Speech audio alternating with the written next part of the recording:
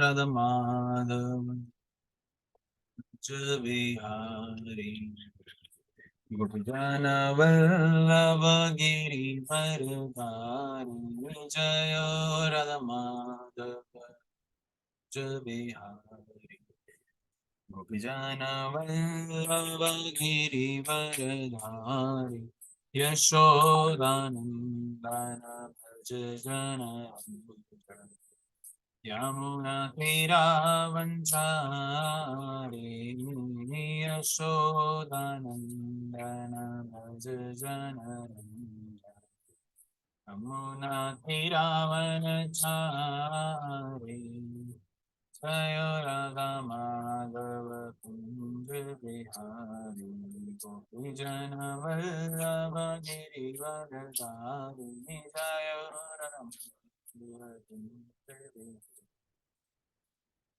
वल्लभ गिरिवर धारी हरे कृष्ण कृष्ण कृष्ण हरे हरे राम राम राम हरे हरे कृष्ण कृष्ण कृष्ण हरे हरे राम राम राम हरे कृष्ण कृष्ण कृष्ण हरे हरे हरे राम राम राम हरे हरे कृष्ण कृष्ण कृष्ण हरे हरे हरे राम राम हरे जय प्रभुपद प्रभुपद प्रभुपद श्रील प्रभुपद जय प्रभुपद प्रभुपद श्रील प्रभु प्रभुपद प्रभुपद गुरुदेव प्रभुपद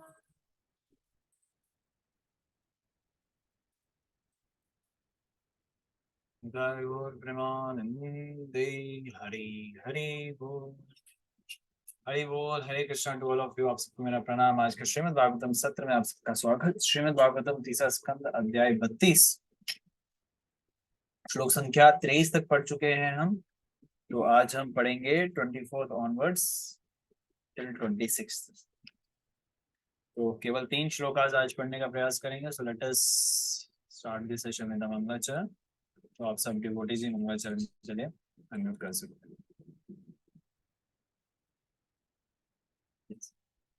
ओम नमो भगवते वासुदेवाय। नमो भगवते वासुदेवाय। ओम नमो भगवते वासुदेवाय। ओम नमो भगवते वासुदेवाय। ओम नमो भगवते वासुदेवाय। ओम नमो भगवते वासुदेवाय। नारायण नमस्कृत्यं नरं चैव नरोत्तमं देवीं सरस्वती व्यासं ततो जयमुदीरये। नष्टप्रायेषु भद्रेषु नित्यं भागवतसेवया भगवतं श्लोके भक्तिर्भवति नष्टकी। प्लीज अनम्यूट कीजिए, पढ़िए हिमाचल।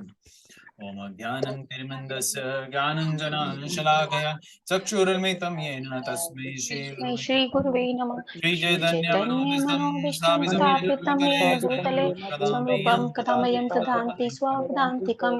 वन्देऽहं श्री श्रीगुरो श्रीयुत्पत्कमलं श्रीगुरुं सार्गजतं सागन रघुनाथं सागजातं तं सजीवं सर्वज्ञात्मकं तं साद्वैतं सावधूतं परिजनसहितं कृष्ण सहितं चैतन्य कृष्ण देवं चैतन्य श्री देव राधा राधा कृष्ण कृष्ण पद पदां सहगन ललिता सहगणलिता श्री श्रीविशाखान्वितांश्च कृष्ण कृष्ण करुणा करुणा सिंधु सिन्धु दीनबन्धु जगत्पते गोपीश गोपिका कान्त राधा राधा कांत नमस्तुते। नमस्तुते तप्त कांचन काञ्चन गौरांगी राधे गौराङ्गी राधे वृंदावनेश्वरी वृन्दावनेश्वरी विश्वानुसुते विश्वानुसुते देवी देवीं प्रणमामि प्रणमामि Haripriya.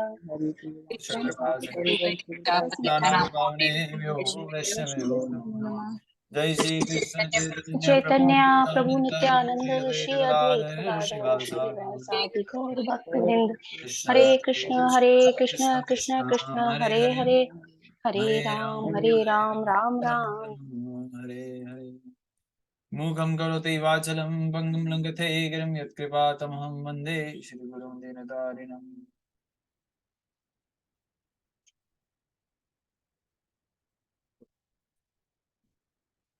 Hare Krishna to all of you once again. Welcome in today's Srimad Bhagavatam session. Srimad Bhagavatam third canto, chapter number 32, verse number 24. आज हम पढ़ेंगे और आप सबकी स्क्रीन पे विजिबल होगा। तो आप सब प्लीज अपने आप को अनम्यूट कर दीजिए और मेरे पीछे दोहराने का प्रयास करिए। मेरा भी एक छोटा सा प्रयास। यदा यदा अस्य चितं अर्थेषु समेषु इंद्रियवृत्तिभिः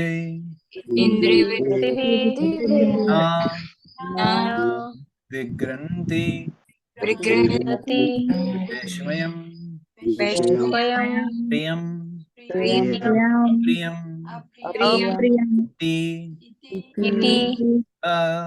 उत यदश्चितम् अर्थेषु चित्तम् अर्थेषु समेषु इंद्रियवृत्तिभिः समेषु इंद्रियवृत्तिभिः न विगृह्णन्ति वैषम्यं प्रियम् अप्रियम् इति उत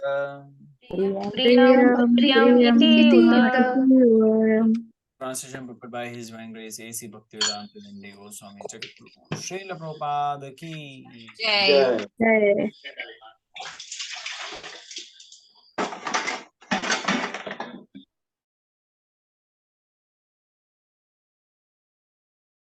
उच्च भक्तों का मन इंद्रिय वृत्तियों में समदर्शी हो जाता है और वह प्रिय तथा अप्रिय से परे हो जाते हैं। यहाँ भक्त की पहचान बताई गई है, पीछे भी हमने पढ़ा था। जो असल में कपिल मुनि अपनी माता देवहूति को बोलते हैं कि हे मेरी प्रिय माते, मैं तुम्हें एक एडवाइस देता हूँ कि तुम्हें सीधा भगवान की शरण ले लेनी चाहिए, भगवान के श्री चरणों की शरण लेनी चाहिए। किसी भी प्रकार से किसी और की शरण लेने की जरूरत नहीं है। लेकिन जब आप भगवान की शरण लेते हैं उसमें दो चीज अनिवार्य है, भक्ति और प्रेम। फिर उसी वर्ष को कंटिन्यू किया गया है जिसमें बताया जाता है, भगवान खुद बोल रहे हैं कि कृष्ण भावनामृत में व्यस्त होने से, यानी कि भक्ति को स्वीकार करने से जो व्यक्ति है, यानी कि जो भक्त है, वो ज्ञान में भी एडवांस करता है और डिटैच भी होता रहता है, यानी कि आसक्त नहीं होता और क्या हो जाता है, अनासक्त हो जाता है इस भौतिक संसार के प्रति। जो योगियों का भी प्रयास रहता है कि वो ज्ञान मार्ग पे चले, अनासक्त हो जाए। लेकिन जो भगवान का भक्त है वो खुद ब खुद इसी में उसमें ये क्वालिटीज खुद ब खुद आ जाती है, क्योंकि वो भक्ति मार्ग सबसे बड़ी चीज को स्वीकार करता है।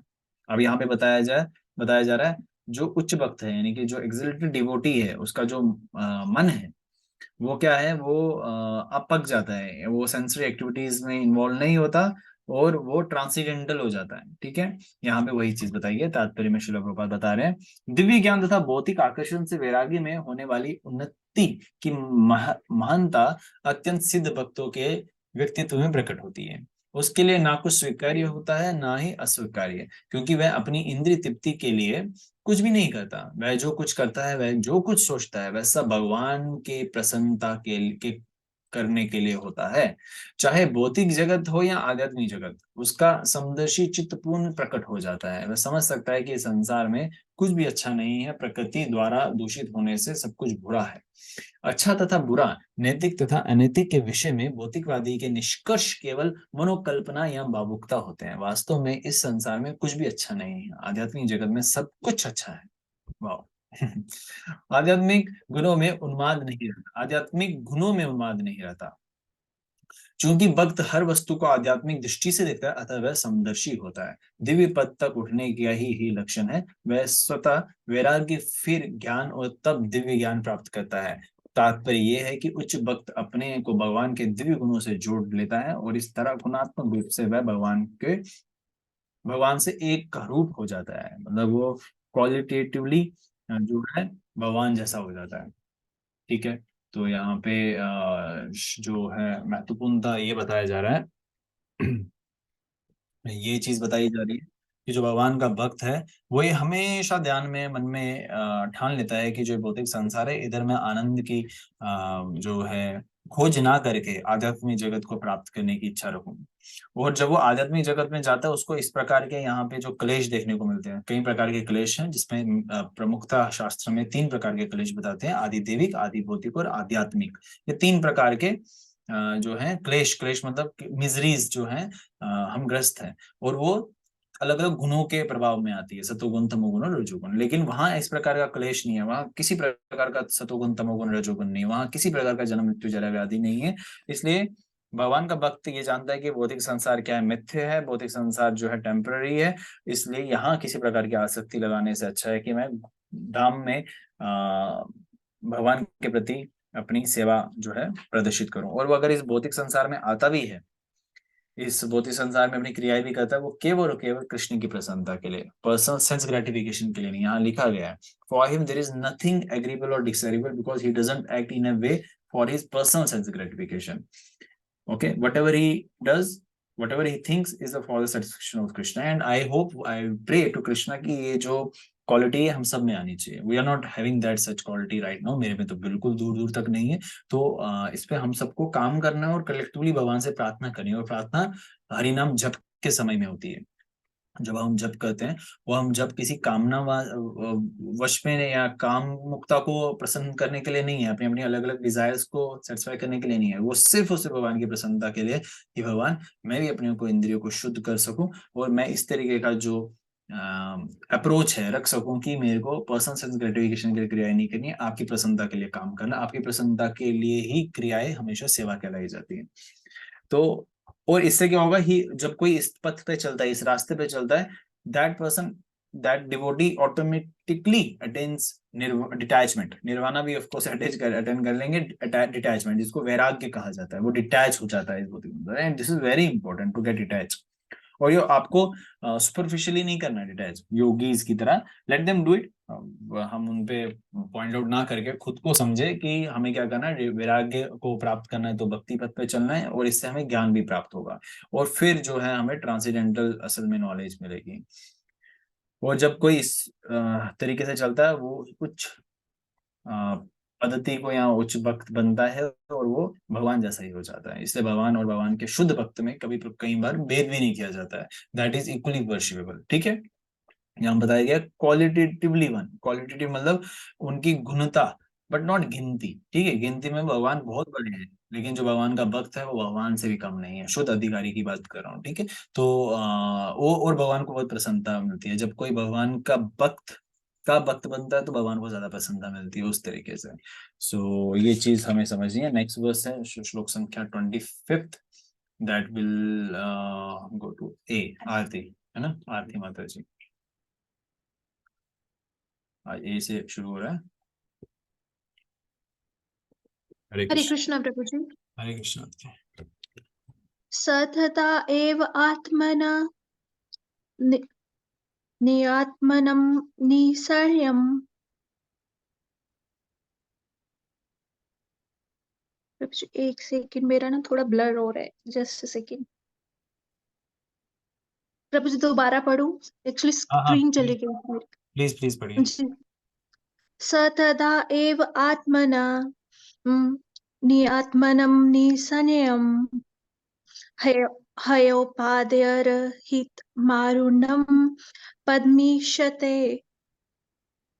अपनी दिव्य बुद्धि के कारण शुद्ध भक्त समदर्शी होता है और अपने आप को पदार्थ के कल्मश से रहित देखता है। वह किसी वस्तु को श्रेष्ठ या निम्न नहीं मानता और परम पुरुष के गुणों में समान होने के कारण अपने आप को परम पद पर आरूढ़ अनुभव करता है। तात्पर्य पर श्रीला प्रभुपाद जी। आसक्ति से अप्रिय का भाव जागृत होता है। भक्ति की किसी वस्तु के प्रति व्यक्तिगत आसक्ति नहीं होती, अतः उसके लिए प्रिय या अप्रिय का प्रश्न नहीं उठता। भगवान की सेवा के लिए वह कुछ भी कर सकता है, भले ही वह उसके लिए अप्रिय हो। वस्तुतः वह स्वार्थ से पूर्णतया मुक्त रहता है और इस प्रकार भगवान को जो भी प्रिय हो उसे भी प्रिय होता है। उदाहरणार्थ, पहले अर्जुन को युद्ध करना स्वीकार्य न था, किंतु जब उसने समझ लिया कि युद्ध भगवान को प्रिय है, तो उसने युद्ध करना स्वीकार कर लिया। शुद्ध भक्त की यही स्थिति है। उसे निजी स्वार्थ के लिए कुछ भी प्रिय या अप्रिय नहीं है। सब कुछ भगवान के लिए किया जाता है। अतः भक्त आसक्ति तथा वैराग्य से मुक्त होता है। ये संभव ये ये संभाव की दिव्य स्थिति है। शुद्ध भक्त परमेश्वर के आनंद में जीवन का सुख भोगता है। प्रभु जी और भी है। हरे कृष्णा।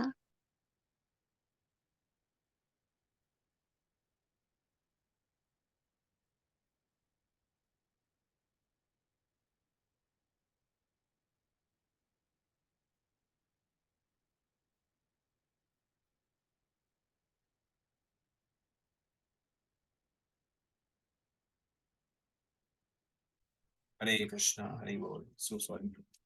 ओके, तो यहाँ बताया जा रहा है भगवान, ये पीछे वाले श्लोक से ही रिलेट करके आप इसको समझ सकते हैं, and it's easy and important verse. बोलते हैं जो भगवान का शुद्ध भक्त होता है वो क्या करता है, वह अपनी दिव्य बुद्धि के कारण शुद्ध भक्त समदर्शी होता है। समदर्शी मतलब होता है कि जिसको हम क्या बोलेंगे हिंदी में, समदर्शी समान भाव से जिसको देखते हैं, ठीक है। वह किसी वस्तु को श्रेष्ठ या निम्न नहीं मानता, यहाँ लिखा भी है। और परम पुरुष के गुणों में समान होने के कारण अपने आप को परम पद पर आरूढ़ अनुभव करता है, ठीक है।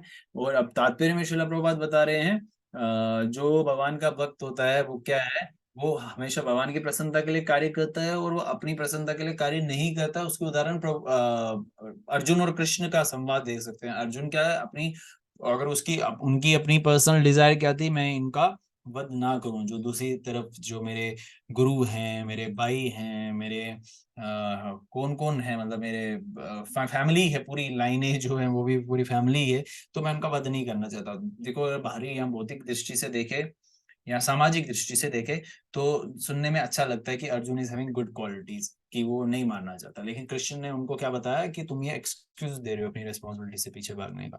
तो तुम्हें क्या करना चाहिए, आप तुम मेरी प्रसन्नता के लिए काम करो, चाहे तुम्हें अच्छा लगे या ना लगे। अर्जुन को बिल्कुल अच्छा नहीं लगा था, और अर्जुन ने फिर भी भगवान की प्रसन्नता के लिए कार्य किया, क्योंकि भगवान उसमें प्रसन्न थे। तो हमें सही और गलत की परख नहीं है, वो कृष्ण ही जानते हैं। इसलिए दृष्टिद्युम्न, ये तो दृष्टिद्युम्न दास है जो आप देख रहे हैं, लेकिन जो दृष्टिद्युम्न महाभारत के हैं, उनको भी ये आदेश था कि वह अपने गुरु का वध करे, है ना। तो द्रोणाचार्य का वध करे। तो हालांकि द्रोणाचार्य ने उनको जब अपने अंतर्गत जो ट्रेनिंग दिया, जो उनको शिक्षा दी, उस समय भी उनको पता था कि ये द्रुपद का जो पुत्र है दृष्टिद्युम्न, ये मेरा वध करेगा। लेकिन फिर भी वो भगवान के, वो भी कहीं ना कहीं पे शरणागत थे, वो फिर भी ये जानते थे कि मेरे को मरना तो है ही, शरीर तो छोड़ना ही है कभी ना कभी, लेकिन इसी को माध्यम बना के मैं इसको स्वीकार लेता हूँ। तो उन्होंने कभी मना नहीं किया उस चीज के लिए। वो धृष्टद्युम्न ने भी नहीं कभी कृष्ण की आज्ञा का उल्लंघन करके उनको नहीं मारा। वो भी बोल सकते थे मेरे गुरु हैं। तो but everything was Krishna desire, भगवान ने कहीं ना कहीं माध्यम बनाना। तो उसी प्रकार से हम सबको भी तैयार रहना चाहिए कि हमारी गुरु और गौरांग की क्या इच्छा है, हमें उस प्रकार से कार्य करना चाहिए। क्योंकि गुरु का रोल निभा रहे हैं इसमें कृष्ण, और शिष्य का रोल निभा रहे हैं यहाँ पे अर्जुन। तो उसी प्रकार से हमारे को गुरु की आज्ञा क्या है, विशेषकर जो अभी गुरु के निर्देश में नहीं है या जिन्होंने दीक्षा ग्रहण नहीं की है, उनके लिए प्रभुपाद गुरु रूल प्ले करते हैं। प्रभुपाद यही चाहते हैं कि हम सब भगवान के भक्ति में आए और अपने आप को एटलीस्ट उस स्टैंडर्ड पे लाए जहां प्रभुपाद चाहते हैं, प्रभुपाद के शिष्य के स्टैंडर्ड पे आए। तो जब हम उस पे आते हैं, स्टैंडर्ड पे आते हैं या आने का प्रयास करते हैं, तो प्रभुपाद अपनी शक्ति के माध्यम से हमें भी कई प्रकार के साधन से हमें आगे जोड़ते हैं। अपनी शक्तियों के अनुसार हमें दीक्षा प्रणाली में के द्वारा परंपरा के साथ जोड़ते हैं। उसमें हमें सेवा भाव अंकित होती है। सेवा भाव से हम अगर उस पर काम करें तो हम और देखते हैं, अपनी भक्ति में उन्नति देखते हैं। तो वो हमें चलना चाहिए, ठीक है। हमारा अभी हमारा लक्ष्य यही होना चाहिए कि कैसे मैं गुरु और गौरांग की प्रसन्नता के लिए कार्य कर सकूं। ये हमारा एकमात्र लक्ष्य होना चाहिए। और पैरेलली अगर आप किसी रेस्पॉन्सिबिलिटीज को लेके चल रहे हैं तो नोबडी इज गोइंग टू से यू डोंट डू दैट, वो आप करिए। अगर कोई वक्त आपको बोलता है तो वो उनकी गलती है, लेकिन आप अपने अपने कार्यों को निभाएं। आप चाहे हाउस वाइफ हैं, आप वर्किंग वुमेन है या मैन है, आप स्टूडेंट हैं या कोई है, तो उस तरीके से आप करिए। जब जब आपको अनुभूति हो रही है किसी प्रकार से कुछ और कार्य करने की, then you can go for the other thing, ठीक है। जैसे कोई डिवोटी, मेल डिवोटी होता है, that devotee wants to get a brahmachari, wants to become a ब्रह्मचारी, वो उनकी स्व इच्छा है या निजी इच्छा है, और वो बन सकते हैं, मतलब दैट इज गुड अगर वो बने। तो अगर किसी की इच्छा नहीं है, कोई गृहस्थ आश्रम में आना चाहता है, that is also his choice, ठीक है। तो इसलिए हम सबको भगवान की प्रसन्नता के लिए कार्य करना है, और इससे हम दिव्य की अनुभूति का अनुभव करेंगे। Okay, next shloka, which is the last for today, और थोड़ा सा तात्पर्य भी प्रभुपाद एक्सप्लेनेशन उसमें थोड़ी ज्यादा दे रहे हैं, तो इसको ब्रेक्स में पढ़ेंगे। छवि माता जी का टर्न आएगा, छवि माता जी श्लोक संख्या पढ़ेंगे और फर्स्ट पैराग्राफ तक तात्पर्य का पढ़ेंगे, उसके बाद डिम्पल माता जी। ओके, हरे कृष्णा प्रभु जी, दंडवत प्रणाम। ज्ञान मात्रम परम ब्रह्म परम परम परमात्मेश्वरम पुमान दस्यादिभिः पृथक भावे भगवान के सॉरी प्रभु जी, ट्रांसलेशन। केवल भगवान ही पूर्ण दिव्य ज्ञान है, किंतु समझने की भिन्न भिन्न विधियां के अनुसार वह या तो निर्गुण ब्रह्म परमात्मा भगवान या पुरुष अवतार के रूप में भिन्न भिन्न प्रतीत होते हैं। तात्पर्य, यहाँ दस्य आदि भी शब्द महत्वपूर्ण है। जीव गोस्वामी के अनुसार हसी का अर्थ ज्ञान या दार्शनिक खोज है। विभिन्न विचारधाराओं के अंतर्गत दार्शनिक अनुसंधान की अनेकानेक विधियां द्वारा यथा ज्ञान योग विधि से वही भगवान अर्थात पूर्ण पुरुषोत्तम भगवान निराकार ब्रह्म समझ पाते हैं। इस प्रकार अष्टांग योग पद्धति से वही भगवान परमात्मा प्रतीत होते हैं, किंतु विशुद्ध कृष्ण चेतना अथवा ज्ञान की विशुद्ध स्थिति में जब कोई परम सत्य को जानने का प्रयास करता है, तो वही भगवान उसे परम पुरुष प्रतीत होते हैं। केवल ज्ञान के आधार पर अध्यात्म समझा जाता है। यहाँ पर प्रयुक्त परमात्मेश्वर पुमान, यह सभी शब्द दिव्य है और वह परमात्मा को ही बताने वाले हैं। परमात्मा को पुरुष भी कहा जाता है, किंतु भगवान शब्द से सीधे पूर्ण पुरुषोत्तम भगवान का बोध होता है, जो श्री यश शक्ति सौंदर्य ज्ञान तथा वैराग्य नामक षडेश्वर्यों से पूर्ण है। वही विभिन्न परव्योमा वैकुंठ में परमेश्वर है। परमात्मा ईश्वर और पुमान के विविध वर्णन यह बताते हैं कि परमेश्वर के अनंत विस्तार हैं। Thank you. हरे कृष्ण। हाँ, थैंक यू। तो यहाँ पे पहले पैराग्राफ को थोड़ा डिस्कस कर लेते हैं, और अनुवाद को भी बताया जा रहा है। जो supreme personality of godhead है, he is complete transcendental knowledge. Complete transcendent, alone भी लिखा है, अलोन का अर्थ यहाँ पे बताया गया इकलौते, और कंप्लीट का बताया गया कंप्लीट। हम we are not complete actually, without Krishna we are of course बिल्कुल ही इनकम्प्लीट है, लेकिन यहाँ कृष्ण को बताया गया कंप्लीट, यानी कि और कोई कंप्लीट नहीं है, पूर्ण पुरुषोत्तम भगवान श्री ही कृष्ण कंप्लीट है। अलोन यानी कि इकलौते कंप्लीट है, ठीक है। According to the different process of understanding, और अलग अलग प्रोसेसेस हैं उनको अप्रोच करने के लिए। तीन बताए गए जो पहले भी हम कई बार पढ़ चुके हैं, ब्रह्म परमात्मा और भगवान। और पहले पैराग्राफ में तात्पर्य इन्हीं पॉइंट को पकड़ के बैठे हुए हैं और बता रहे हैं कि ब्रह्म परमात्मा और भगवान में क्या अंतर होता है। जो भगवान का भक्त होता है वो भगवान को भगवान के रूप में अप्रोच करता है, यानी कि प्योर ट्रांसेंडेंटल फॉर्म। तो वो पर्सनल भगवान का जो फॉर्म है उनको रिजेक्ट नहीं करता, लेकिन जो नीचे वाले ट्रांसेंडेंटलिस्ट होते हैं वो भगवान के परमात्मा स्वरूप को स्वीकारते हैं, यानी कि हृदय में जो परमात्मा स्वरूप है वो उस तरीके से भगवान को स्वीकारते हैं। और जो मतलब जो एक और लेवल नीचे आ जाते हैं वो इम्पर्सनल, भगवान का कोई रूप नहीं है, भगवान को इम्पर्सनल कहते हैं। जो भगवान को भी अच्छा नहीं लगता कि भगवान के रूप को ही रिजेक्ट कर देते हैं, वो भी कहीं ना कहीं ब्रह्म में समा जाते हैं, भगवान को उस तरीके से प्राप्त करते हैं जिस तरीके से नहीं करना चाहिए, यानी कि भगवान के ब्रह्म में समा जाना, भगवान के तेज में समा जाना, ठीक है। तो ये पहले पैराग्राफ का मतलब बताया गया। बोलते हैं कि जो भगवान का भक्त होता है भगवान को असल में भगवान को नहीं समझा जा सकता, लेकिन भक्तिमय प्रोसेस के साथ भगवान को समझने का हक भगवान ही देते हैं, और फिर हमें पता चलता है भगवान तो ऐश्वर्य से परिपूर्ण है। ऐसे तो 64 बताए गए उनके गुण, फिर बताया गया उनमें से भी 6 जो ऑपुलेंसेस हैं, यानी कि वेल्थ, एम, fame, strength, beauty, knowledge and renunciation, जिसको षड ऐश्वर्य कहते हैं, जिसको पढ़ने में छवि माता को डिफिकल्टी हो रही थी मेरी तरह हिंदी पढ़ने में। षड ऐश्वर्य मतलब 6 type of ओपुलेंसेस are there.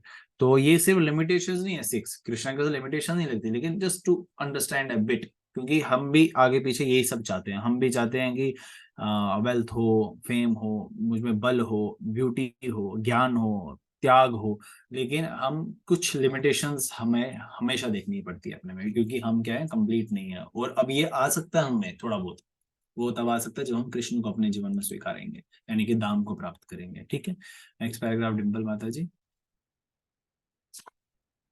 I mean next 2 paragraphs. हरे कृष्ण प्रभु जी। हरे कृष्ण। अंततः भगवान को जानने के लिए मनुष्य को भक्ति योग अपनाना होता है। ज्ञान योग या ध्यान योग संपन्न करके अंततः भक्ति योग पद तक पहुंचना होता है, और तभी परमात्मा, ईश्वर, पुमान आदि को ठीक से समझा जा सकता है। श्री भगवत मद भगवत के द्वितीय स्कंद में संस्तुति की गई है कि मनुष्य चाहे भक्त हो या कर्मयोगी या मुक्ति का इच्छुक हो, यदि वह बुद्धिमान है तो उसे गंभीरता पूर्वक भक्ति में लग जाना चाहिए। यह भी बताया गया है कि सकाम कर्मों से जो भी इच्छित फल प्राप्त होता है, चाहे वह उच्च लोक जाने की इच्छा ही क्यों न हो, वह सब केवल भक्ति करने से प्राप्त हो जाता है। चूंकि परमेश्वर 6 ऐश्वर्य से युक्त है, अतः वह अपने उपासक को इनमें से किसी का भी वर दे सकते हैं। एक ही पूर्ण पुरुषोत्तम भगवान भिन्न भिन्न चिंतकों के समक्ष परम पुरुष, निराकार ब्रह्म या परमात्मा के रूप में प्रकट होते हैं। निर्विशेषवादी निराकार ब्रह्म में लीन होते हैं, किंतु निराकार ब्रह्म को उपासना से ऐसा नहीं होता। यदि कोई भक्ति करे और साथ ही परमेश्वर में लीन होना चाहे तो ऐसा कर सकता है। यदि कोई ब्रह्म में लीन होना चाहता है तो उसे भक्ति करनी होगी। भक्त तो परमेश्वर को साक्षात देख सकता है, किंतु ज्ञानी तथा योगी ऐसा नहीं कर सकते। प्रभु जी स्क्रॉल कर दीजिए। नहीं, पहले ये लास्ट पैराग्राफ किसी और को देते हैं, तो इसको थोड़ा सा पढ़ लेते हैं। बोल रहे हैं कि पहला जो सेकंड पैराग्राफ है उसी को समझाया जा रहा है। प्रभुपाद बोल रहे हैं कि जो भक्ति योग के द्वारा जो है अल्टीमेटली हम कृष्ण को समझ सकते हैं, सुप्रीम पर्सनालिटी ऑफ गॉड को अंडरस्टैंड कर सकते हैं। ये ध्यान योग, ज्ञान योग, किसी और प्रकार का योग करके प्राप्त नहीं हो सकता।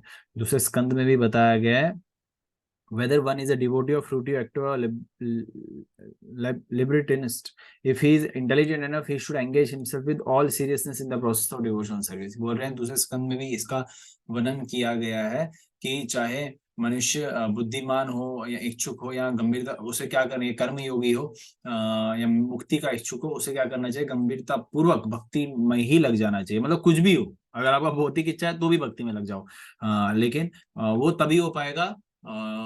उससे क्या होगा, अब आप ऐसे डिजायर ऐसा पूछ सकते हैं प्रश्न कि हमें तो भक्ति मार्ग में कुछ भौतिक इच्छाओं के साथ नहीं आना चाहिए। ऑफ कोर्स नहीं आना चाहिए, वो एक हमारा लेवल वैसा ही होना चाहिए, लेकिन एटलीस्ट अगर कोई आ भी रहा है, थोड़ा ही सही इन्वॉल्व हो भी रहा है, तो भक्ति मार्ग के द्वारा ही उसमें शुद्धता प्राप्त होगी। कि वहां पे ये चीज समझाया जा रहा है। मतलब if somebody is having a desire and if that person is chanting हरे कृष्ण कृष्ण कृष्ण हरे हरे, हरे राम राम राम हरे हरे, अगर आप उससे वो हरे कृष्ण महामंत्र भी छीन लोगे तो उसका तो वैसे ही बेड़ा गर्क हो जाना है ना बेचारे का। तो यानी कि उसको हमने उससे हरे कृष्ण महामंत्र छीनना नहीं, उसको देना है। ऐसे व्यक्तियों को तो ज्यादा हरि नाम मिलना चाहिए, इसलिए हमें अपने आप को भी उसी में कैटेगरी में फॉलो करवाना चाहिए कि मे बी नहीं, of course yes I am to fallen, that's why I am having Hare Krishna with me. Krishna जानते मैं इतना नीच हूँ, इतना गिरा हुआ नालायक बच्चा हूँ, इसलिए भगवान ने मुझे महामंत्र दिया ताकि मैं और न गिर सकूं। इससे हमें अहंकार की भावना नहीं आएगी कभी। और एट द सेम टाइम दूसरों को भी आप हरि नाम इसी तरीके से प्रदान करें कि उसको इसकी जरूरत है। अब आप बोलोगे उसने गलतियां कर दी, वैष्णवाचार्य इसी भावनाओं को रखते हैं, अगर उसने गलती कर दी तो उसको महामंत्र छीन लेंगे, उससे भक्ति छीन लेंगे। तो वो भक्ति में रह के इतनी गलती कर रहा है, तो सोचिए, विचार कीजिए, अगर उससे भक्ति भी छीन ली तो वो कितना गलत काम कर लेगा। तो इसलिए भक्ति उसका एकमात्र साधन हो सकता है बचने का, तो उससे वो मत छीनिए। तो वो हमें बहुत प्रॉपरली अंडरस्टैंड करना पड़ेगा। यहाँ पे वही चीज बताई, it is also explain that whether one Dzire which is obtainable of fruity activities, even if one wants to get to the higher planets, can be achieved simply by execution of devotional service। अगर कोई उच्च लोकों में भी जाना चाहता है वो भी भक्ति मार्ग के द्वारा प्राप्त किया जा सकता है, क्योंकि कृष्ण ही प्रदाता है सबकी चीज के। The one supreme personality of Godhead reveals himself to different thinkers as a supreme person, impersonal Brahma परमात्मा। भगवान जो है अलग अलग व्यक्तियों को अलग अलग तरीके से जो है डीलिंग करते हैं, because Krishna says in the Bhagavad Gita, जो जिस तरीके से मुझे बचता है मैं उसी तरीके से उसके सामने प्रकट होता हूँ। लेकिन if one takes the devotional service at the same time desire to merge into the existence of supreme lord, he can achieve it. बोलते हैं अगर कोई भक्ति मार्ग में चल रहा है तो वो और साथ ही भगवान में लीन होने का यानी कि मर्ज होने का कोई इच्छा रखता है तो वो भी उसको प्राप्त हो जाएगा। If someone desire to as at all to merge into the existence of supreme, he has to execute devotional service. बोलते हैं इवन भगवान में लीन होने के लिए भी, मिलने के लिए भी उसको डिवोशनल सर्विस ही साधन करना पड़ेगा। उसको जो मतलब है इस प्रकार से नहीं हो पाएगा, उसके लिए भी उसके भक्ति मार्ग ही स्वीकारना है। लेकिन आई ऑल्सो थिंक कि अगर भक्ति मार्ग के पे आ रहा है, वो भक्ति मार्ग का अर्थ ही ये है, एक प्योर भक्ति मार्ग का अर्थ ये है कि सेवा भाव, और सेवा तभी की जाती है जब हम भगवान के पर्सनल रूप को अप्रोच कर पा रहे हैं। ठीक है, जहाँ रूप ही नहीं है तो वहां किसकी सेवा करेंगे। तो इसलिए जो प्योर डिवोशनल सर्विस है उसका मतलब ही डिवोशनल सर्विस ही है। सर्विस खुद शब्द इंग्लिश में लग रहा है ना, भक्ति में मतलब ही है सेवा। भक्ति का मतलब ये नहीं होता है कि we will sit somewhere and chant in the corner, and of course chanting is the most important part in our devotional life, but chanting का मतलब है सेवा। so both goes parallelly। Train जब चलती है 2 ट्रैक्स पे चलती है, ठीक है, एक ट्रैक पे नहीं ट्रेन चलती है। तो हमें भी 2 ट्रैक पे ही चलना है, भक्ति और सेवा साथ साथ चलती है। सेवा करोगे भक्ति नहीं करोगे, भक्ति करोगे सेवा नहीं करोगे, तो ये नहीं होता है।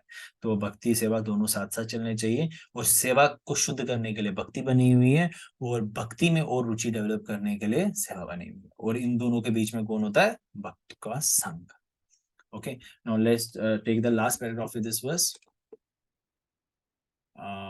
डॉली माता जी आप पढ़ सकते हैं?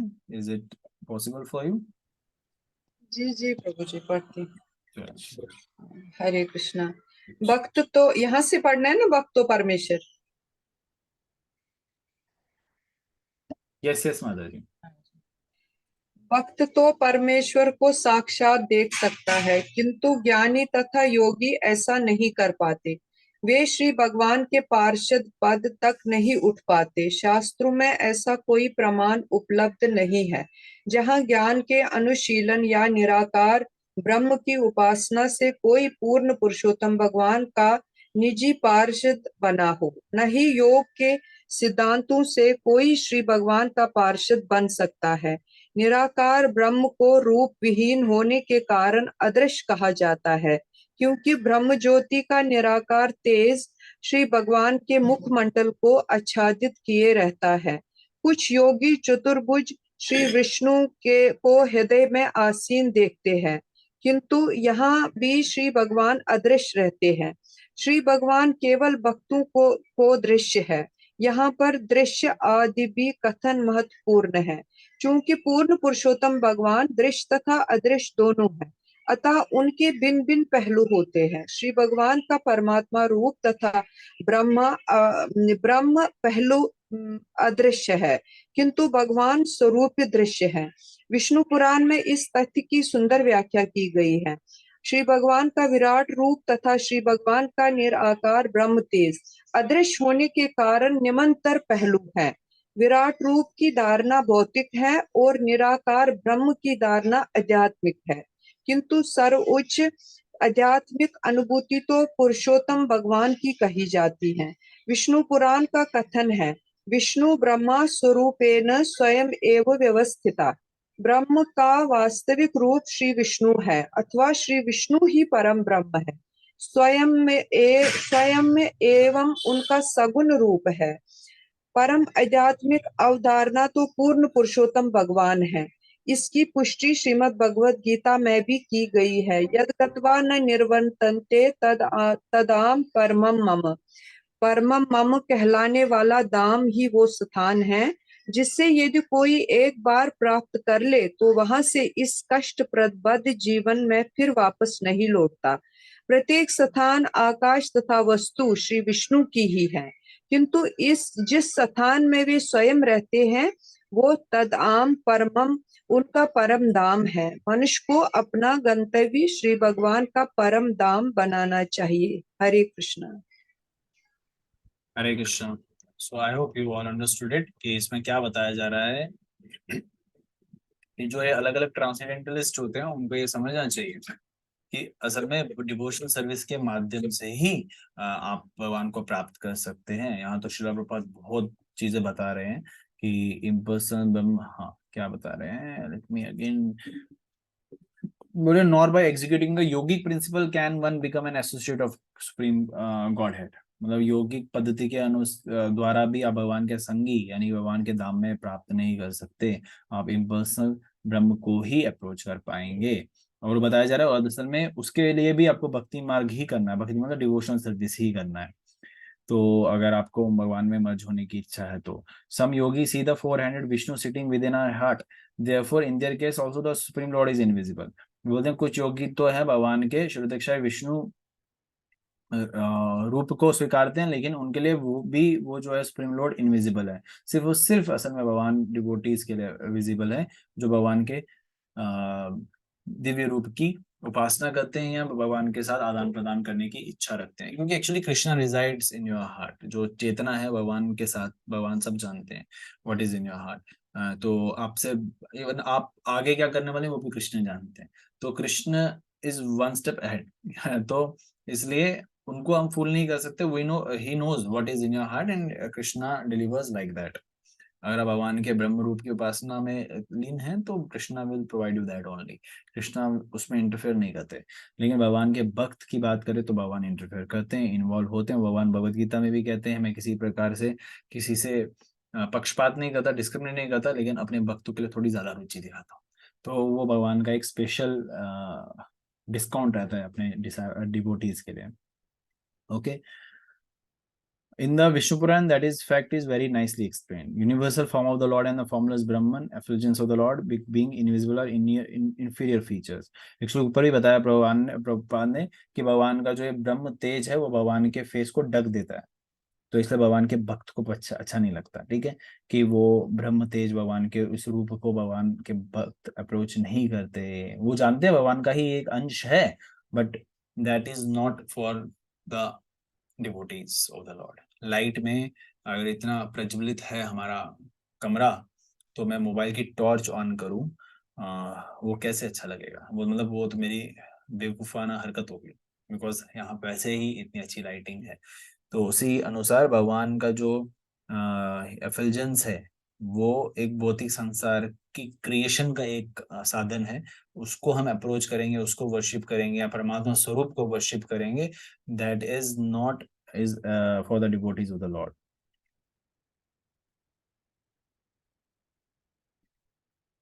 फिर आगे बस प्रभुपाद बता रहे हैं कि every place, every space, everything belongs to Vishnu, but where he personally lives is तद्धाम परमम, जिसको बहुत इंपॉर्टेंटली हमें समझना है। तद्धाम परमम मतलब सबसे बड़ा है और उससे ऊपर कुछ नहीं है, और वहाँ किसी प्रकार का दुख नहीं है, वहाँ सिर्फ और सिर्फ आनंद है, वहाँ सुख भी नहीं है, वहाँ आनंद है।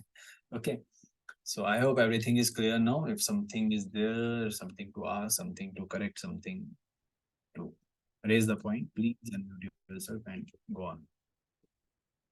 You can unmute yourself.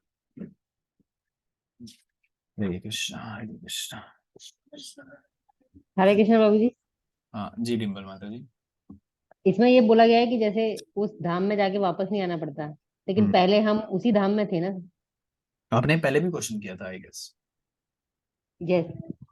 तब आपको मतलब सेटिस्फेक्शन नहीं हुई थी आंसर से, या भूल गए हाँ आंसर? मतलब मैं जो मिला था आंसर समझ नहीं पाए, सेटिस्फेक्शन नहीं हुआ।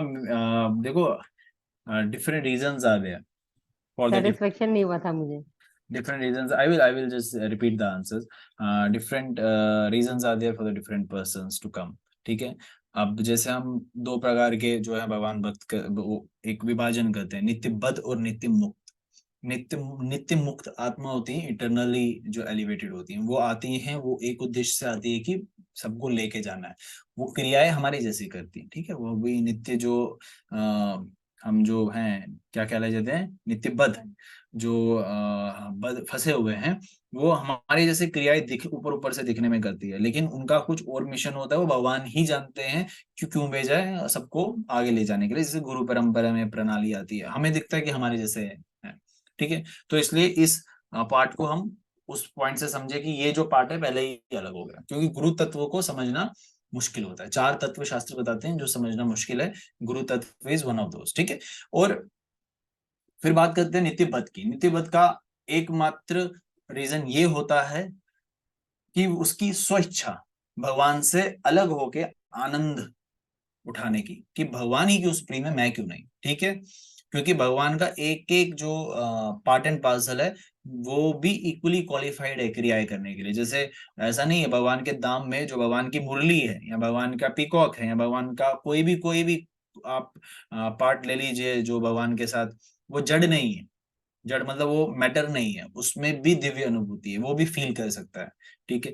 तो उसमें चाहे आप हो मैं हूं किस स्वरूप में, वो मैं नहीं कह सकता, लेकिन ये जरूर कह सकते हैं कि हमें कहीं ना कहीं पे उस कंडीशंस में आए कि मैं भी थोड़ा सा अलग होके भगवान से आनंद प्रदान प्राप्त करना चाहता हूँ, क्योंकि वो भगवान ही हमें इंडिपेंडेंस दे रहे हैं। क्योंकि कृष्ण जो कृष्ण में है वो हम में है, ठीक है। कृष्ण पिता है, हम बच्चे हैं। कृष्ण राजा है, जैसे कोई राजा है तो उसकी प्रॉपर्टी ऑटोमेटिकली उसके बेटे पे बात चले जाती है, पुत्र के पास चले जाती है। उसी प्रकार से भगवान के पास जो है वो भी हमारे पास है, लेकिन क्वालिटी तो है लेकिन क्वांटिटी नहीं है। वो भगवान है, हम भगवान के अंश है। तो इसलिए वो दिव्य की अनुभूति स्वतंत्रता भगवान में है, वही हम में भी है कि स्वतंत्र होके मैं भी आनंद उठाना चाहता हूँ। अब भगवान हमें समझाते हैं कि नहीं हो सकता, तुम मेरे साथ ज्यादा अच्छा फील करोगे। हम बोलते नहीं, मुझे अलग होना है। तो हम अलग होने के लिए भगवान क्या करते हैं, इस भौतिक संसार की रचना करते हैं हम सबको ये प्रदान करने के लिए। और जब हम यहाँ आते हैं, यहाँ गुणों का खेल शुरू हो जाता है। क्योंकि अगर कोई पुत्र राजा की जो प्रॉपर्टी है, यानी कि जो उनका राजतंत्र है या जो भी है, वहां से अलग हो जाता है, तो जाहिर है वो राजा का बेटा कहीं ना कहीं पे सफर तो करेगा। पहले वो राजा का पुत्र है, अब वो राजा का पुत्र अभी भी बना हुआ है, लेकिन अब उसके पास वो एक पोजीशन नहीं। तो उसी प्रकार से हम भगवान से अलग हैं, इसलिए हम सफर कर रहे हैं। असल में अभी भी हम भगवान के ही अंश हैं, अभी भी हम इटरनल ही हैं, अभी भी हम दिव्य की अनुभूति में भी हो सकते हैं, लेकिन अब इस भौतिक संसार में फंसे हैं, इसलिए दिव्य की अनुभूति हो नहीं रही है। भक्ति मार्ग को स्वीकार करेंगे, दिव्य की अनुभूति हो सकती है इस भौतिक संसार में भी, लेकिन फिर भी इच्छा रहती है कि भगवत प्राप्ति कर सके। क्लियर? अब आप अपने क्लैरिफिकेशंस के लिए you can just go for the cross questions और री यू कैन, मतलब ना एक। प्रभु जी, हाँ जी, इसका मतलब हम दोबारा आ सकते हैं ना अभी भी? मैंने पहले भी बताया था, there can be a possibilities but it is not all the time we can come back. ऐसा नहीं है भगवान हमें स्वतंत्रता प्रदान नहीं करेंगे, लेकिन शास्त्रों में इस तरीके से भी बताया गया है, भगवान भी प्रभुपाद भी बताते हैं कि जहां पे हमें पता चल गया कि एक बार एक गलती कर दी है तो मैं वापस वो गलती नहीं दोहराऊंगा, क्योंकि हमें वो एहसास हो जाता है। वही होता है दिव्य की अनुभूति, कि हमें अब उतनी नॉलेज आ गई है कि वापस उसमें। हाँ, एक छोटे बच्चे की एग्जाम्पल देते हैं कि एक छोटा बच्चा एग्जाम्पल में वो देखता है अग्नि जल रही है और उसको अट्रैक्ट करती है वो अग्नि, कि वो अग्नि क्या है, वो आग क्या है, तो उसमें हाथ डालता है। उसके माँ बाप उसको मना करते हैं, लेकिन फिर भी डाल देता है। बच्चा है ना वो, उसका इतनी इंटेलिजेंस नहीं है, तो वो डाल देता है और उसका हाथ जल जाता है। लेकिन वो बच्चा जब दूसरी बार अग्नि को देखता है ना, उससे बहुत डर जाता है, उससे घबराया जाता है। तो वो समझ जाता है कि मुझे इसको नहीं करना है। यानी कि वंस वी आर नित्यबद्ध, लेकिन वंस वी बिकम नित्य मुक्त, वी डोंट बिकम द नित्यबद्ध। क्योंकि अब मुक्त बन चुके हैं हम, भगवान के धाम को प्राप्त कर चुके हैं। वो तभी हो जाता है जब हमारी चेतना पूर्ण रूप से शुद्ध हो जाती है। समझ रहे हो? जब हमारी चेतना पूर्ण रूप से शुद्ध हो जाती है, हम समझ जाते हैं कि भगवान से देखो, अभी मेरा पोजीशन क्या है, कि मेरा पोजीशन ये है कि भाई आई नो कि this is really, no I am frustrated with this materialistic world, right? Not completely, लेकिन at some extent I have, मतलब मैं एग्री तो करता हूँ, लेकिन जितना मैं फ्रस्ट्रेट हुआ हूँ, क्या मैं उस फ्रस्ट्रेशन में वापस जाने की इच्छा रखूंगा? बेशक मैं मानता हूँ, चलो 20% फ्रस्ट्रेट हूँ, क्या मैं वो 20% जो मैं उब चुका हूं इस भौतिक संसार में, क्या वो 20% में रिकवर करना चाहता हूँ? नहीं करूंगा। करोड़ों अरबों खरबों भी रुपए दे दोगे, नहीं करूंगा। एवरीथिंग अभी तो नहीं करूंगा, मैं बात की बात नहीं करूंगा। अभी जब नहीं करूंगा तो बाद में तो बहुत दूर की बात है। जब मैं दिव्य अनुभूति करूंगा, जब मैं प्योरेस्ट स्टैंडर्ड पे आ जाऊंगा, तब तो दूर दूर की बात नहीं है।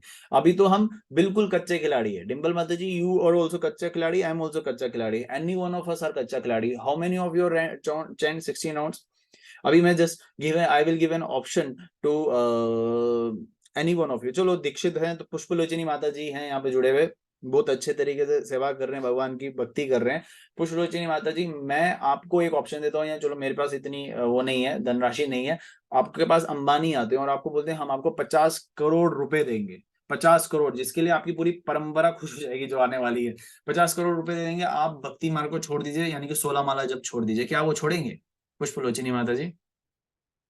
नहीं माता। बिल्कुल नहीं छोड़ेंगे ना, ऑफ कोर्स, मतलब वो दूर दूर तक हमारे मन में विचार नहीं आएगा, we will not, of course I will also not go for the same, I don't know कोई होगा यहाँ 50 करोड़ के लिए 16 माला छोड़ दें, बट दूर दूर तक हमारे मन में ख्याल नहीं आएगा। ये एक टेस्ट अभी अभी से लेना है। लेकिन अगर मैं यही टेस्ट और दूसरी तरीके से रखूं किसी के सामने जो भक्ति में नहीं है, तो वो उसको बोलूंगा 50 करोड़ रुपए दे दे, ये छोड़ दे। आजकल माँ बाप को छोड़ देते हैं, भक्ति तो बहुत दूर की बात है उनके लिए, उनको तो भक्ति का कोई अप्रोच ही नहीं है। आज मैं ऑफिस मेट से किसी से बात कर रहा था भक्ति को लेकर, उन्होंने बोला भगवान को किसी भी तरीके से वो करो, भगवान कहीं नहीं बोलते आपको माला नाम जप करना है। आई वॉज ट्राइंग टू कि वो हरि नाम जप करे, बट वो ये था ना, ऊपर ही सवार हो जाते हैं सब लोग, तो वो नहीं समझेंगे उनको, वो तो बोल रहे हैं कि नहीं भगवान को किसी भी तरीके से अप्रोच करो। ये कहाँ लिखा है हरि नाम जप करो? मैंने लिखा है हर जगह लिखा, आप भगवान को आप जपो तो उसे आप 3 महीने के लिए अप्लाई करो, अगर नहीं अच्छा लगेगा फिर छोड़ दो। वो नहीं करते बिकॉज उनके लिए वो अप्रोच नहीं है। तो इसी प्रकार से हमें समझना है, राइट डिम्बल माता जी? यस प्रभु जी, इसका मतलब कि कभी ना कभी सब लोग वापस जाएंगे, मतलब कभी ना कभी सब लोग सुधर जाएंगे। हाँ, और कभी कभी सब लोग समझ सुधर जाएंगे, लेकिन कुछ ऐसी जीव आत्माएं भी होती है जो इटरनली फंसी हुई हैं। कुछ ऐसी भी होती है, कुछ ऐसे दाम भी हैं जो नीचे लोअर प्लैनेट्स में, कुछ ऐसे दाम भी हैं जो कभी नहीं जा सकते। एक लोक है, मुझे अभी नाम ध्यान में आ रहा है, तो वहां पे उस लोक में जो जीव आत्माएं हैं वो कभी दाम को प्राप्त नहीं कर सकती। इस समझ रहे हो? क्योंकि वो उस तरीके से फंसी हुई है, उन्होंने उनकी इच्छा ही वैसी है। अभी मान लो भगवान, मैं ये पहले भी कई बार पॉइंट रख चुका हूँ, कई बार नहीं, एक बार ही पॉइंट रखा हुआ है कि हमें भगवान ऐसे क्यों नहीं, भगवान अगर इतने कृपालु हैं, भगवान इतने दयावान हैं, तो हमें, हम बेशक कच्चा ही हैं, हम इम्परफेक्ट हैं, भगवान हमें ऐसे ही क्यों नहीं लेके चले जाते? हमें मतलब भगवान इतने तो कर सकते हैं ना मर्सी हम पे, भगवान इसलिए नहीं लेके जाते क्योंकि एक हम कहीं वो वापस अपराध ना कर दें, और उस अपराध करने की टेंडेंसी को हम इतना इम्प्योरली ना करें कि जो भगवान की शक्तियां हैं, जैसे श्रीमती राधा रानी या अन्य भगवान की शक्तियां, वो ऑफेंड ना हो जाए और वो हमें कुछ ऐसा शाप देते तुम भगवान के धाम नहीं आ सकते, तुम इधर लायक ही नहीं हो कि भगवान के धाम आ सको। Krishna is so, Krishna want us to become perfect. How? To chant Hare Krishna. इससे हमारी, हमें सिर्फ चेतना शुद्ध करनी है और कुछ नहीं करना है। ये शरीर, भौतिक संसार, डोंट थिंक कि ये शुद्ध होगा, ये तो हम बाहर से हाथ वाथ धोते हैं ना, ये जस्ट अपनी मन की तसल्ली के लिए होती है, या जो शास्त्रों की कुछ नियमावली होती है उसको फॉलो करते हैं, otherwise it can not be pure. आप ब्रश करके अपने मुंह को शुद्ध नहीं कर पा रहे हैं, ठीक है, आप मलमूत्र के स्थान को धो के उसको शुद्ध नहीं कर पा रहे हैं, तो it will be always impure. जो 9 गेट्स हैं वो हमेशा इम्प्योर ही रहेंगे। लेकिन बात यह है कि हमें अंदर के हृदय को शुद्ध करना है, अपनी चेतना को शुद्ध करना है, वो सिर्फ और सिर्फ हरि नाम से और सेवा भाव से होगा। इंद्रियों को व्यस्त करना है, राइट? हरे कृष्ण प्रभु जी। अरे वो मतलब मेरा कहने का मतलब ये है कि जैसे आप बोल रहे हो कि शुद्ध हो जाएंगे लोग तो फिर वापस नहीं आएंगे, हाँ, मतलब जैसे, लेकिन वैसे लिखा हुआ है कि 1/4 ऑफ द मटेरियल वर्ल्ड है और 3/4 जो है स्पिरिचुअल वर्ल्ड है, तो इसका मतलब मटेरियल वर्ल्ड कभी खत्म हो जाएगा। हाँ, कभी मतलब जो जीव आत्माएं भगवान की इच्छुक हैं जाने की, वो तो रहेंगी ही रहेंगी, भगवान के धाम तो प्राप्त करेंगे ही करेंगे। लेकिन जो भौतिक संसार में अभी भी रहना चाहते हैं वो तो रहेगा ही रहेगा।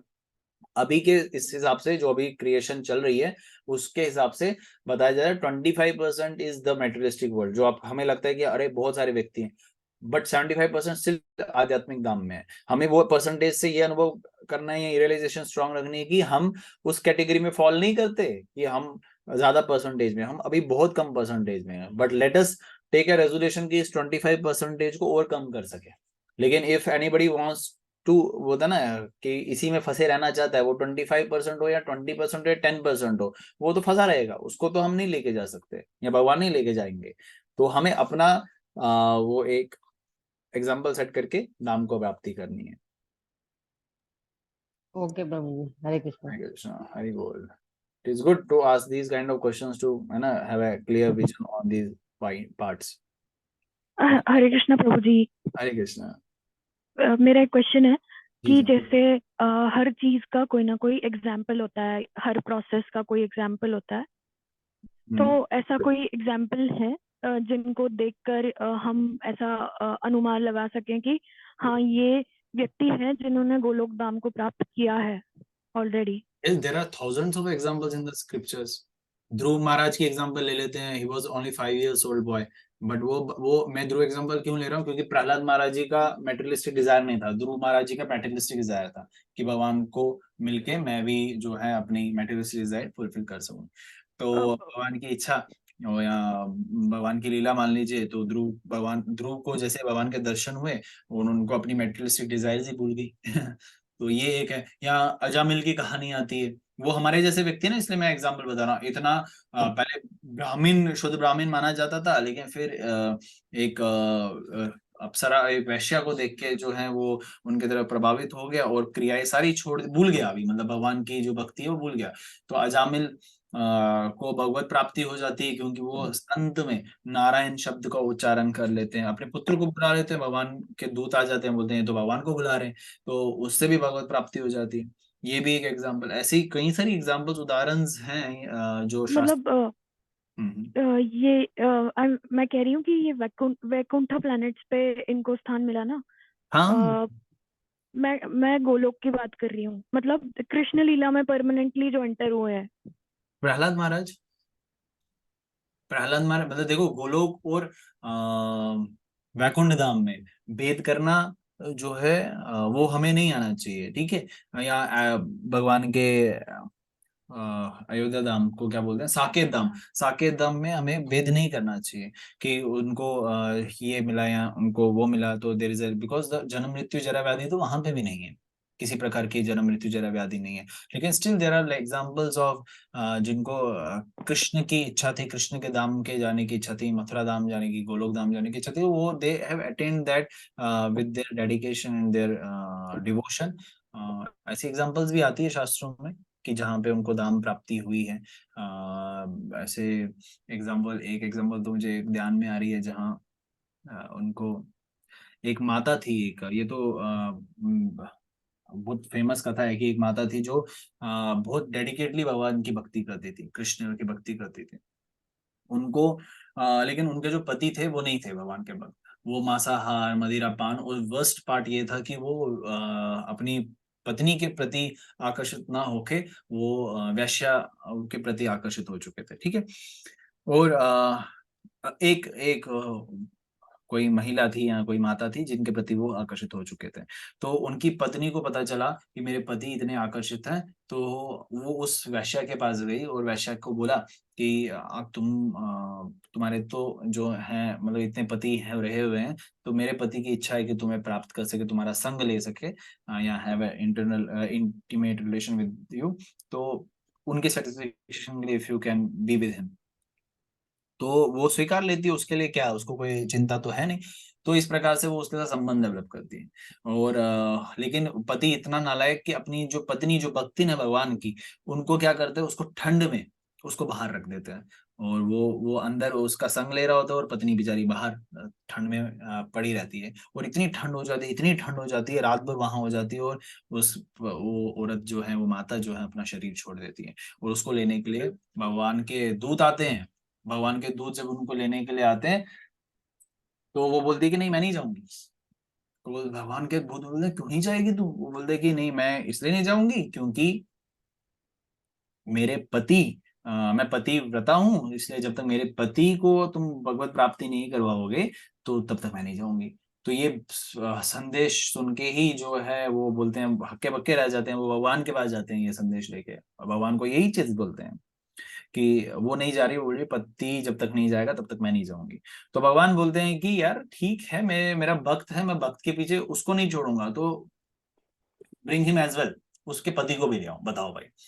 अब उसका पति जो है वो तो योग्य नहीं है, लेकिन अपनी पत्नी की क्रिया अनुसार, भक्ति क्रिया के अनुसार उसको भी भगवत प्राप्ति का अवसर प्रदान होता है. और भगवान के भक्त, भगवान के दूत जो है उनको लेने के लिए जाते हैं. गोलोक धाम की बात करो तो उनको लेने जाते हैं, लेकिन पति पता है नालायक क्या बोलता है, वो बोलता है कि मैं नहीं जाऊंगा, क्योंकि उसकी आसक्ति उसकी पत्नी में नहीं है, उसकी आसक्ति किसके पीछे है?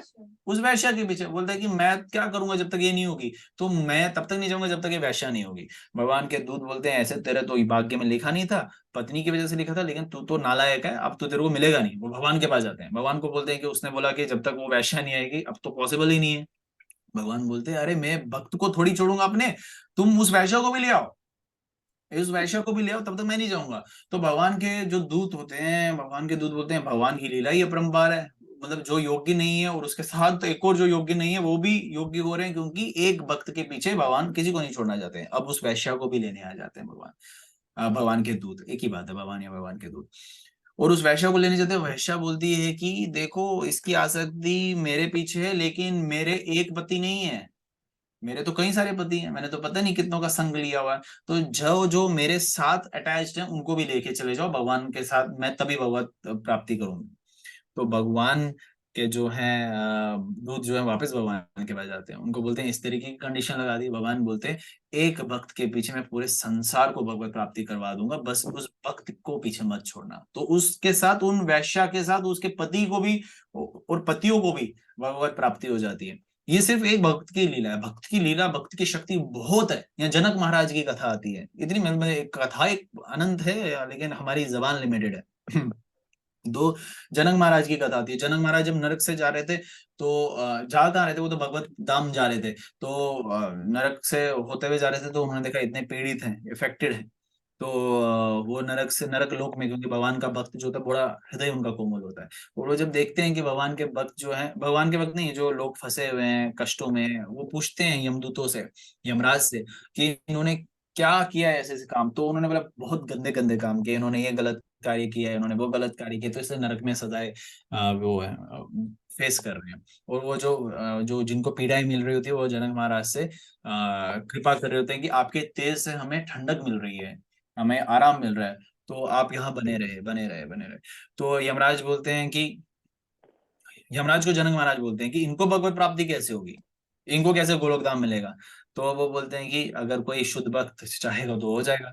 तो जनक महाराज क्या कहते हैं, जनक महाराज बोलते हैं कि ठीक है, जो भी मैंने हरि नाम जपा है उसका फल मैं इनको दे देता हूँ। जनक महाराज देखो ये होते शुद्ध, तभी वो 12 महाजनों में कहलाए जाते हैं। वो बोलने से जो भी नरक में जो उस समय निवासी होते हैं वो सबको भगवत प्राप्ति हो जाती है। अब ये कहने का कथन क्या है कि भगवत प्राप्ति चाहे गोलोक धाम की हो, जैसे मैंने बताया उस माता का एग्जांपल, चाहे वैकुंठ धाम की हो, चाहे साकेत धाम की हो, भक्तों का भाव अलग अलग तरीके से डिफर करता है। जैसे if you approach me, I also chant Hare Krishna, I also worship to Krishna and Radha Rani, not my best but जो भी है, लेकिन कहीं ना कहीं पे हृदय में मैं भी चाहता हूँ कि मुझे श्री हनुमान की तरह सेवा अंकित वो जो है भगवान को समर्पित करनी है। ये मेरा एक भाव है अंदर से, हृदय में जो मेरे है एक भाव मेरा। तो वो अब भगवत क्या पता भगवान ने चाहा तो मुझे साकेत धाम मिले, या क्या पता मेरा स्वरूप जो है गोलोक धाम में हो, वो मुझे नहीं पता। मेरा स्वरूप कहाँ पे कैसे है वो मुझे वहीं पे क्लियर होगा, लेकिन अभी मुझे दास्य भाव से शुरुआत करनी है। राइट प्रियदर्शनी माता जी? राइट। मैं इसलिए कह रही थी क्योंकि मैंने जो लेक्चर्स फॉलो किए थे श्रीमद् भागवतम पे, उनमें उन्होंने बोला था कि जहाँ जो वैकुंठ है, वैकुंठ में श्री नारायण जैसे रिजाइड करते हैं, तो हम उनको मतलब ये नहीं कर सकते। शायद उन्होंने गोप कुमार की एग्जाम्पल दी थी। तो हम कैसे क्या नहीं कर सकते? हम उनको मतलब we can not approach them directly, क्योंकि वहां पे सारे लोग सेवा भाव में स्थित होते हैं वैकुंठ में। Right right right, agree. Right. तो गोलोक का इसलिए वो उन्होंने गोप कुमार ने गोलोक स्वीकार किया, क्योंकि गोलोक में कृष्ण इस भाव में रहते हैं कि वो अपने भक्तों के भी बिल्कुल क्लोज रहते हैं। We can sit beside him, we can enjoy everything with him. साख्य भाव का जो है अनुभूति परम होती है गोलोक धाम में। साख्य भाव की जो है अनुभूति परम होती है, और माधुरी भाव की भी अनुभूति परम होती है। गोलोक धाम इसलिए जो है उस वे में और सुप्रीम माना जाता है। मतलब this is way of dealing in Krishna, how do Krishna deals with. तो इस तरीके से होता है। तो वहां पे वो भगवान साख्य भाव में, अब जैसे मथुरा धाम है, मथुरा धाम में भगवान वात्सल्य भाव के साथ भक्तों के साथ आदान प्रदान करते हैं। तो अलग अलग धाम में भगवान की अलग अलग अलग अलग तरीके से डिवोटीज अप्रोचेस कृष्णा, और एक्चुअली कृष्णा ही है वो, राम भी कृष्ण है, विष्णु भी कृष्ण है, वैकुंठ धाम में जो विष्णु वो भी कृष्ण ही है। तो कृष्ण के अलग अलग रूप हैं भगवान के अलग अलग भक्तों के अनुसार के लिए, उनके मूड को मैच करने के लिए। तो but at the end of course you are right on that, वो गलत नहीं है, वो सही बोला आपने। वही वही मैं पूछ रही थी कि गोलोक धाम जिन्होंने एंटर किया है, उनकी वो लीलाएं कहाँ पे मिलेंगी या वो कैसे स्टडी कर सकते हैं? भागवत में ही मिलेगी और कहीं नहीं मिलेगी। आप जैसे इसी इन्हीं भागवतम के 10वें स्कंद में इसका वर्णन मिलता है, या 10वें स्कंद में, मतलब 7वें स्कंद के अनुसार वो तो मिलता ही है, इसी इन्हीं कंटिन्यू। अभी तो हम धाम की प्राप्ति में तो इसमें अनुभव नहीं होता है, मुझे 4th कैंटो में कुछ श्रम हो शायद हो, 7th कैंटो में और 9th कैंटो 10th कैंटो में थोड़ा बहुत आपको देखने को मिलेगा। ठीक है, Hare Krishna. Hare Krishna. With 10th canto we should not directly touch, हमें डायरेक्टली टच मतलब डायरेक्टली रीड नहीं करना चाहिए 10वां स्कंद। तो उसके लिए हमें पहले भगवान के चरण कमल यानी कि पहले 2 स्कंद को ही पढ़ के आगे अप्रोच करना चाहिए, उसके बाद हम 10वें स्कंद का थोड़ा स्पर्श लेने के लिए हम कृष्णा पुस्तक पढ़ सकते हैं, जिसमें कुछ बताया गया, थोड़ा बहुत बताया गया। ओके, ओके, ठीक है। हरे कृष्णा। सर मंगला का भी प्रश्न था, we will take that. Verse number 25। हमें प्रभुपाद तात्पर्य में बता रहे कि हमें किसी एक पर्टिकुलर व्यक्तिगत रूप से अटैच नहीं होना चाहिए, भगवान की कोई भी चाहे सेवा हो गई। तो जैसे हम इतने सारे मतलब वहाँ पे ये बताया गया कि ये व्यक्तिगत रूप से किसी भी चीज के साथ अटैच नहीं होना personal attachment to anything, yes. तो मतलब जैसे अगर कोई डिवोटी अगर वो कोई सर्विस करे तो किसी एक डिवोटी में पर्टिकुलर किसी एक सर्विस को लेके परफेक्शन मतलब जिसको उसको अच्छे तरीके से कर सकता है, तो क्या उसके प्रति भी ये नहीं रहना चाहिए? अटैच नहीं रहना चाहिए। यहाँ पे बताया गया सर्वमंगला बोली, अगर किसी डिवोटी का किसी सेवा के प्रति आसक्ति है, तो क्या वो आसक्ति गलत है या सही, राइट? तो नहीं, आसक्ति नहीं रहनी चाहिए। अगर आपके पास कोई दूसरी सेवा अपॉर्चुनिटी दी जा रही है, दैट एज वेल, हमें आसक्ति होना चाहिए, नहीं तो उससे क्या होगा, हम हर्ट हो जाएंगे, because we are not at that level कि हमें हर्ट नहीं होगा। यहाँ पे एग्री और डिसएग्री बताया गया ना, तो we should not disagree to anything और we should not agree to anything. तो if somebody is a very good book distributor, बहुत अच्छे तरीके से पुस्तक वितरण करता है, लेकिन भगवान की इच्छा है, किसी को माध्यम बनाते हैं भगवान कि वो पुस्तक वितरण ना करके वो मंदिर मार्जिन करे, बोलेगा नहीं मेरे को नहीं करना मंदिर मार्जिन, मेरे को तो बुक डिस्ट्रीब्यूशन करना है, तो दिस इज रॉन्ग। क्योंकि वो सेवा, असल सेवा प्रदाता कौन है, भगवान ही है, प्रभुपाद ही है, गुरु परंपरा ही है। तो इसलिए हमें माध्यम, अगर कुछ हमें सेवा करने का अपॉर्चुनिटी मिल रहा है तो we should do that part, हमें उससे हर्ट नहीं होना चाहिए। अगर इफेक्ट हो भी रहा है, because we are not on that level, effect हो भी रहा है, उसे कृष्ण की कृपा समझनी चाहिए। लेकिन लोग क्या करते हैं, कभी जैसे जैसे I was in the management, तो कई वर्षों तक किया, लेकिन अभी नहीं है, तो इसको मैं दिल पे लगा के बैठूंगा मैं मैनेजमेंट, तो फिर मैं तो सेवा ही नहीं कर पाऊंगा जो भगवान की कृपा से मिल रही है। कृपा से कुछ ना कुछ तो मिल ही रहा है ना सेवा करने का। सेवा, अब जैसे किसी को, कोई डिवोटी हैं जो पहले मंदिर में कथाएं कर रहे हैं, उनके पास प्रीचिंग अपॉर्चुनिटी थी, लेकिन अब मंदिर में उनको प्रीचिंग अपॉर्चुनिटी नहीं है, और वो उस दिल को उसको दिल पे लगा के बैठेंगे, मैं उस मंदिर में जाऊंगा नहीं, वहां मेरे को प्रीचिंग नहीं देने, मौका नहीं दे रहे हैं। लोग होते हैं, डिवोटीज होते हैं ऑफेंड इस पे, तो वैसा होना नहीं चाहिए। वो भी कृष्ण का ही है। आप अगर मानते हो, आप कथावाचक हो, आप ये बोलते आ रहे हो कि सब कृष्ण की इच्छा से हो रहा है, तो ये किसकी इच्छा से हो रहा है, ये भी तो कृष्ण की इच्छा से हो रहा है। तो फिर कहाँ जाती है वो अनुभूति, कहाँ जाती है, यानी कि you are not on to the mark. So we should have that sense of responsibility that whatever is coming to me, that is Krishna's choice, so we should take it as very happily. Maybe you are imperfect, but attain that perfection with the Krishna's grace, right? Very good. So any other devotee, or should we end it here?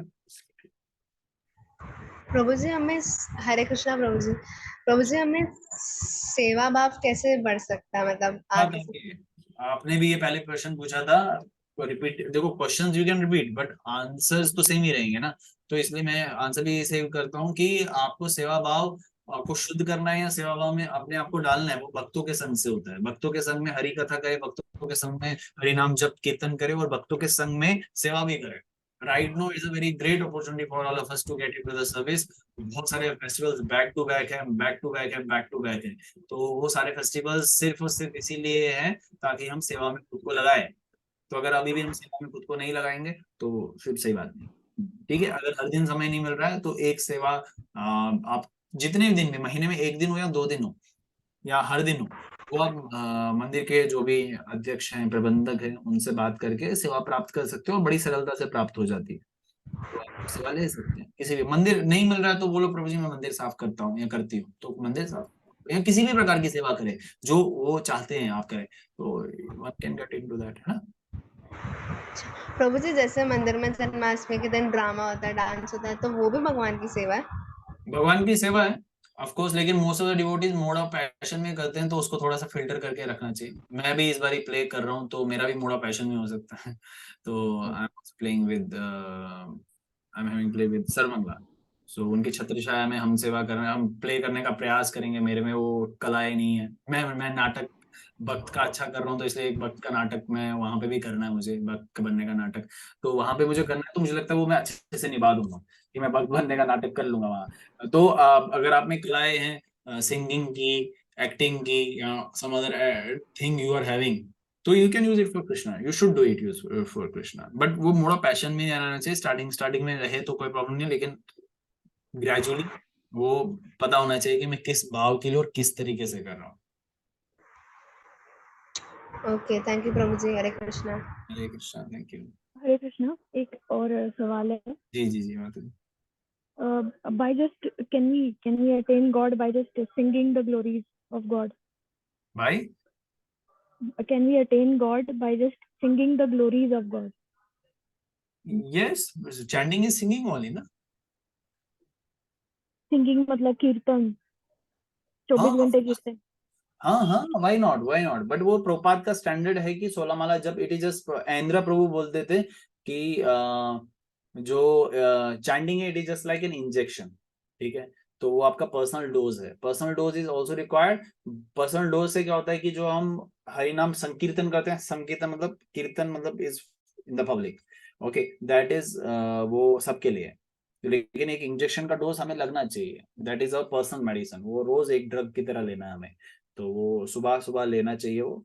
तो अगर सुबह नहीं लेते तो कभी भी ले सकते हो थोड़ा थोड़ा करके, तो वो हमें लेना है। तो वो एक क्राइटेरिया सेट करा मिनिमम कि हम 16 माला करें, उससे हम कीर्तन भी शुद्ध करेंगे, प्रीचिंग भी शुद्ध करेंगे, सेवा भी। प्रभुपाद तो ये बोलते हैं कोई भी सेवा करने के लिए, चाहे अगर it is cooking, vegetable cutting, मंदिर में स्टैंडर्ड है, घर पे भी ऐसे ही करना चाहिए, 16 माला जप करने के बाद करना चाहिए। हरे कृष्णा, ठीक है। चलिए आज थोड़ा ऊपर हो गया time, let us and it here. कल मिलते हैं सेम टाइम पे, तब तक के लिए आप सबको हरे कृष्णा। नरसिंह भगवान से प्रार्थना करते हैं कि हमारा भक्ति में सफर बिना किसी विघ्न के आगे बढ़े। Please unmute.